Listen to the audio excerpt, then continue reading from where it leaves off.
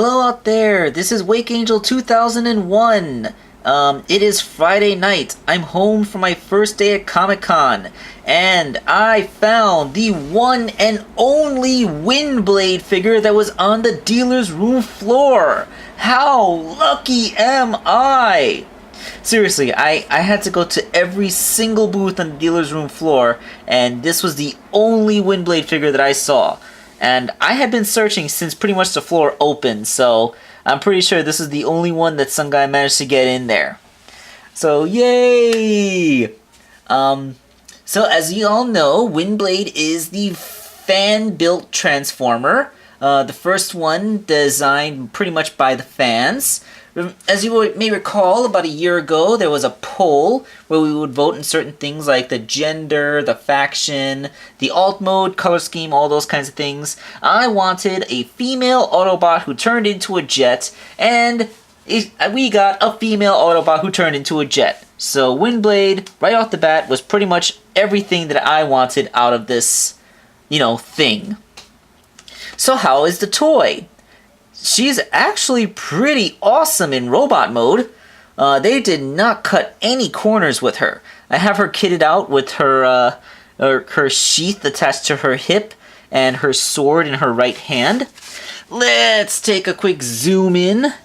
Get to appreciate some of her details. The sword is really nice. There's actually fan detailing in the hilt. And the blade has this cool gradient effect where it's dark at the bottom and lighter at the top.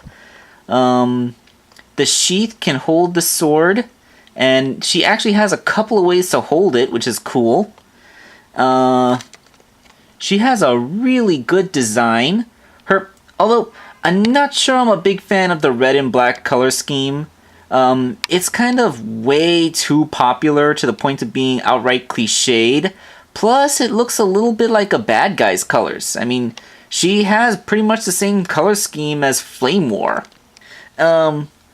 However, despite the relatively basic colors on her body, her face looks awesome. It's a little bit different than the comic book appearance, but this is a lot more detail than you usually see in the face of a Transformer. There's no light piping that I can tell, but she has a lot of lines and details painted in, and she has a very well sculpted mouth. The fan on the back of her head is removable. You just have to jimmy it out like this. And now you have her fan. You can stick it in her hand and she can wield it as a secondary weapon or as a decorative piece. That's you probably want to actually see that, so let's zoom back out. So see, she can hold the fan just as easily in her hand. And she has really good articulation in her arms, so you don't have to worry about that.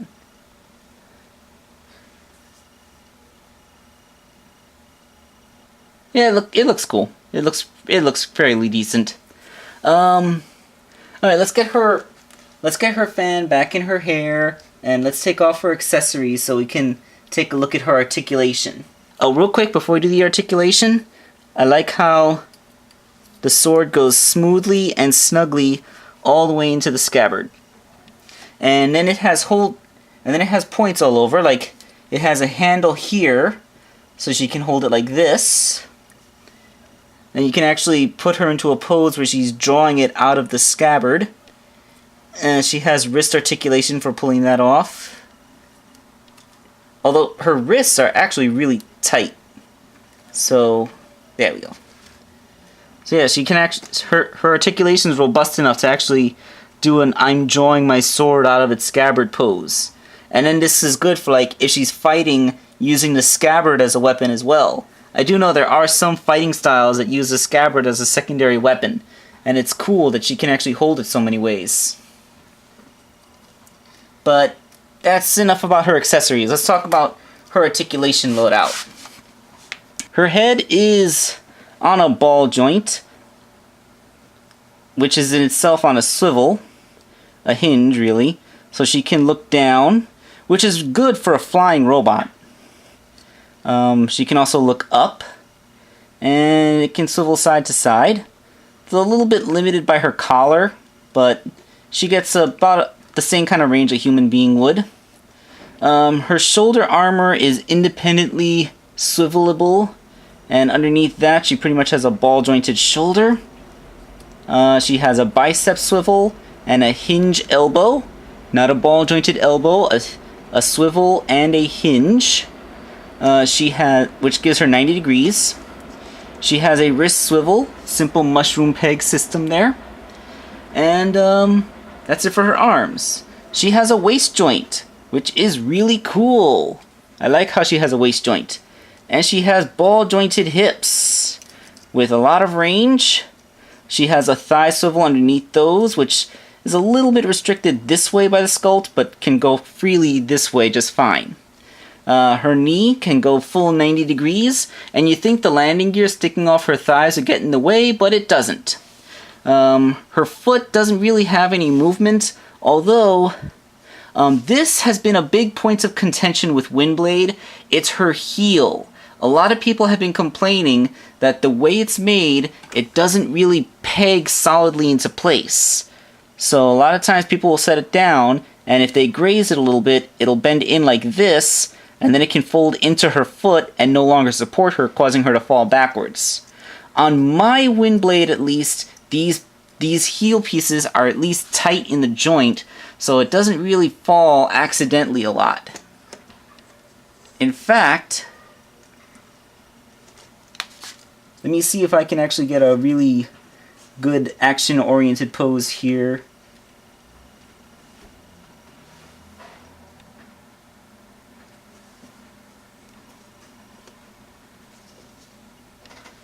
Yeah, look at that. Well, you can't look at that because it's not centered in the camera. Yeah. She's actually not as hard to stand as a lot of people thought. A lot of reason people have been blaming her for top heaviness is because of her wing pack. It actually is quite big. Although it has lots of joints and stuff that allow it to do all kinds of amazing things. First of all is the VTOLs. They articulate like this, and they do spin, and they are fans, so you can blow into them and make them spin. Yeah. Also, the VTOLs and the fan in her hair and the turbine in her sword, all those are an in-joke. She's a fan-built robot, you see, so she has fans all over her body. Hardy har har. Nice little joke, Hasbro. It's nice, harmless humor. And then the wings have all kinds of joints and articulation of their own. They can come forward like this. Is that in the frame? Yeah. They can bend like this. You can actually make it so that she's using her VTOLs as like a wind weapon in its own right. Like she can use it to blow enemies off balance before striking with her sword. You have to be careful when you're messing around with her wing pack not to pull her shoulder out of its point, though. So, and when you move her wings back like this, she does get a little bit top heavy, so you gotta be careful how you pose her. But if you have her wings out, like this one, where they're going straight back, like most jet transformers carry their wings in robot mode, then she should balance just fine as long as her heels don't collapse. So, a lot of the whole Windblade is top heavy and difficult to stand thing isn't really a fault of top heaviness so much as it is her heels not really pegging in. I mean, look, she's standing just fine right now.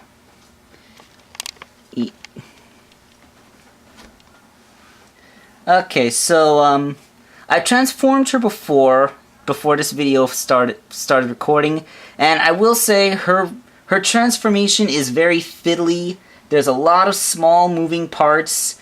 She's actually very intricately designed for a deluxe, and that's pretty nice. It's nice to see that they went through all that effort to make a complex transformation for a deluxe, because they know it's a fan-built transformer and we like that kind of thing. Unfortunately, although it's not overly complicated, it's fiddly, and because of so many small moving parts, it does cause some complications with the vehicle mode. So let's get her transformed and see what her vehicle mode looks like.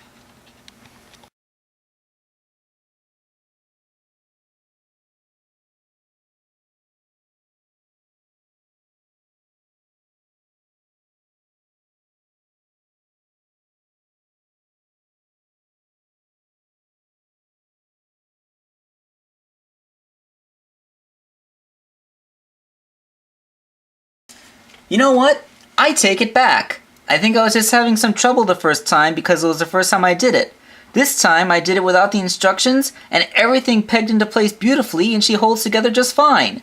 So, yeah, she holds together just fine in jet mode. She transforms beautifully. It's a wonderful process that I love doing once I got used to it. Forget I said anything about it being fiddly. It worked great! I mean, sure, some stuff moved, like these shins moved while I was trying to peg in the tail fins, but they went right back into place. So yeah, she works fine. She cuts a pretty slim profile as a jet. Her sole problem being that those shins kind of stick out like a pair of sore thumbs. If they could have engineered like a hinge here in the foot so they could fold flat, then that would be good. They would at least not look like a pair of feet sticking out the back of a jet. Although I guess if you relax your eyesight and look at it with your imagination, they can be a couple of extra burners or maybe secondary fins to the central fin. She has two jets. Since everything here is black, I'm not sure how well it's turning up, so let me get the light a little bit closer. Yeah.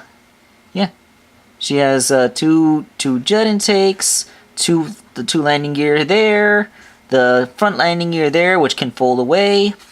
Let's set the light bulb down.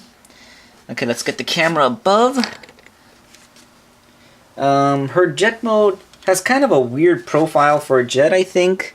I mean, I don't know too much about VTOL planes, so this is probably a normal profile for a VTOL.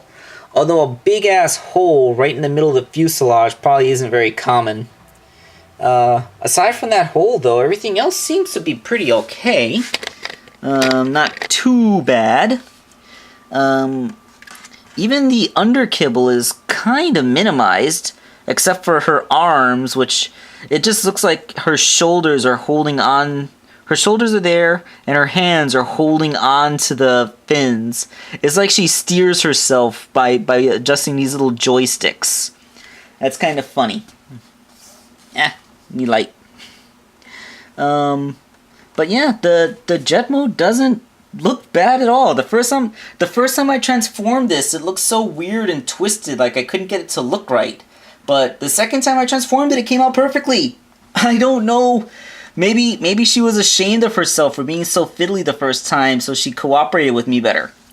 But yeah, aside from that big ass gap and the visible arms, which actually is the exact same problem that Beast Hunter's Starscream had, and a lot of jet transformers have, so I can't really hold it against her.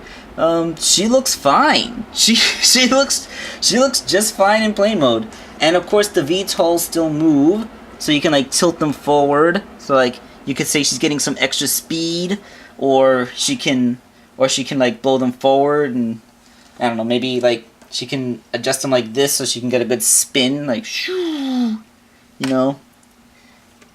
Yeah, she looks fantastic in plane mode. She looks fantastic in robot mode.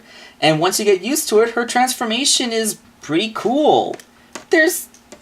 Windblade's fantastic. I love this figure. I love everything about this figure now. I have no problems with her whatsoever. As soon as I said that, I thought about one thing. One minor grip. Here's her sword, and this is how it's intended to be stored when she's in vehicle mode.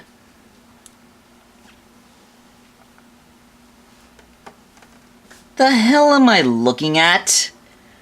This looks silly. This is beyond silly. I mean, it doesn't even really cover up the gap because it's like a line going through the gap now. This looks ridiculous. This is not a nice way to store the weapon in vehicle mode. it looks ridiculous. Oh dear, I'm showing you other stuff. But, you know, weapon storage in vehicle mode is usually an afterthought. In this case, it's quite a bit more of an afterthought. But, still, you know, it's optional. Take it out. And, if you happen to have a flight stand... Wait, do I have a flight stand? I think I have a compatible flight stand. Let's see... Is this flight stand compatible? I don't think that this flight stand is going to be compatible because that's not a 5mm peg. But if you were to have a flight stand with a 5mm peg, there's this joint, this peg hole right here that you could put it in. And you could actually, like I said, if the peg hole is compatible, you could have her in flight just fine. And this peg hole is still accessible when she's in robot mode, so you can actually have her in flight in robot mode too. Which is cool, because she's Windblade. She is the blade of wind who flies through the air. So, yes. Okay, so in summation, Windblade is awesome. I love her. I think that she came out absolutely fantastically. And I am super looking forward to the other female Transformers in the line. Chromia and RC are the ones who are coming up next. So, do I have anything else to say? Actually, yeah, I do have one more thing to say. She came with this really cool comic book. And since it was Comic-Con, I got it autographed by one of the artists and by Windblade's own creator. It's so cool. And the comic book issue is actually really nice. It has really good artwork, and the storyline's pretty intense. Apparently Shockwave has created the Necro Titan. It's like a giant zombie robot the size of a city, and they managed to revive Metroplex to get into a big final confrontation with him. So yeah, Metroplex versus giant zombie version of Metroplex. That is so badass! Unfortunately, it ends on a cliffhanger, but I guess it actually is in the same storyline as the comic book from the Minicon Assault team. So I guess if you actually collected the entire wave, you'd get this whole story arc. But yeah, that's awesome. The great comic book, great character, great toy. There isn't a single thing wrong with this figure. I'm guessing, I've heard some negative reviews of Windblade when she first came out. I'm guessing that those negative reviews were due to, how do I put this? Like, sometimes the very first toys off the runner have production issues.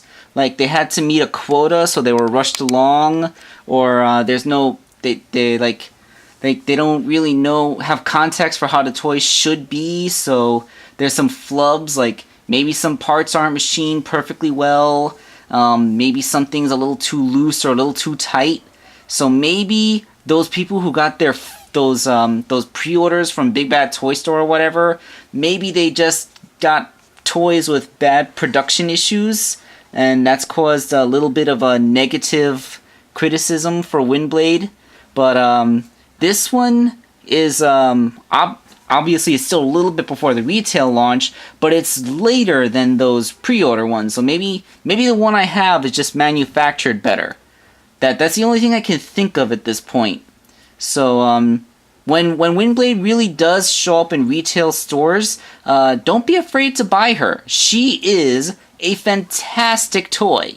She is every bit as great as we hoped she'd be.